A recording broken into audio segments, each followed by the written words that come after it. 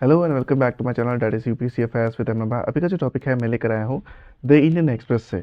यहाँ पे जयशंकर का कहना है कि अबू धाबी बहरीन में बीएपीएस मंदिर गल्फ में चमत्कार कर रही है। बीएपीएस का फॉर्म है बोच्चा सन्यासी अक्षर पुरुषोत्तम स्वामीनारायण। इस फोटो में external affairs minister S Jaishankar Ahmedabad में प्रमुख स्वामी महाराज शताब्दी महोत्सव के दौरान स्वामीनारायण संत ब्रह्म विहारी स्वामी के साथ। ये प्रमुख स्वामी का सपना और भविष्यवाणी थी और हम सभी इस पर डिटर्मिन्ड है कि मंदिर जल्द और शानदार बने। ये हमारी आशा और अपेक्षा है कि हम Paris America south Africa Australia और थाईलैंड में बीएपीएस मंदिर देखेंगे। External affairs minister S Jaishankar ने अबू धाबी और बहरीन में बोचा सन्यासी अक्षर पुरुषोत्तम स्वामीनारायण बीएपीएस संस्था के 2 मंदिरों को गल्फ के लगातार 2 चमत्कार कहा। प्रमुख समय के चल रहे शताब्दी समारोह के हिस्से के रूप में गल्फ कंट्रीज डे में बोलते हुए जयशंकर ने कहा कि ये 2 मंदिरों के साथ चमत्कार के साथ बड़ा है।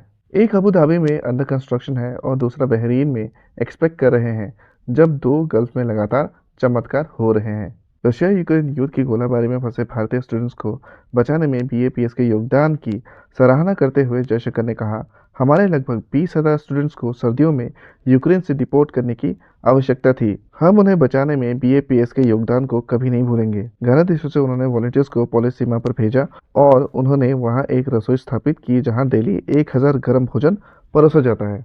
उन्होंने बीएपीएस को एक एसोसिएशन भी कहा जो लोकल और ग्लोबल दोनों है और एक ऐसा ऑर्गेनाइजेशन है जो परंपरा का ख्याल रखते हुए टेक्नोलॉजी का इस्तेमाल करता है। ये कहते हुए कि प्रमुख स्वामी के आदर्श उन्हें फॉरेन पॉलिसी पर भी प्रेरित करती है। जयशंकर ने वासुदेव कुटुंबकम की कॉन्सेप्ट पर जोर दिया जो G20 के साथ उदाहरणीय है। जयशंकर ने कहा, हम कई चुनौतियों के साथ एक दुनिया में रह रहे हैं, मुख्य रूप से 3 Cs यानी कि कन्फ्लिक्ट, कोविड और क्लाइमेट समाधान और समाधान 3 Ps यानी कि पीस, प्रोग्रेस और प्रॉस्पेरिटी में घुसा हुआ है।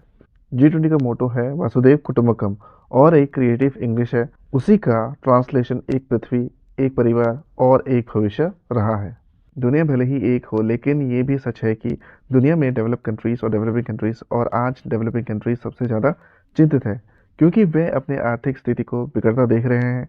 ये हमारा कर्तव्य है कि हम ग्लोबल साउथ की आवाज़ बने और ये अनाउंसमेंट की गई है।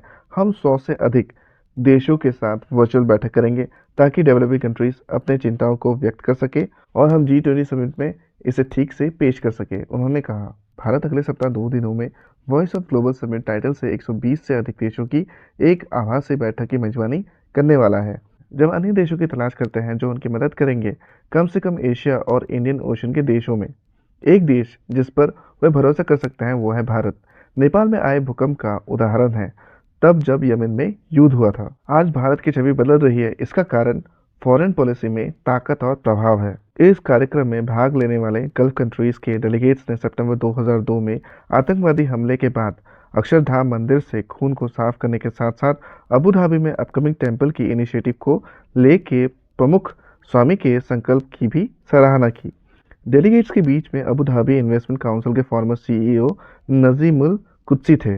दुनिया का हमारा हिस्सा मानने के मामलों में कई कारणों से मुश्किल रहा है। मैं क्यों और कैसे मैं नहीं जाना चाहता। स्वामी की सांसें हमें महान नेता लेकर आई। मैं यहाँ एक सेकंड के लिए प्रधानमंत्री मोदी जी को सलाम करता हूँ जो एक ऐसे व्यक्ति हैं जो धर्म को पालन कर रहे हैं।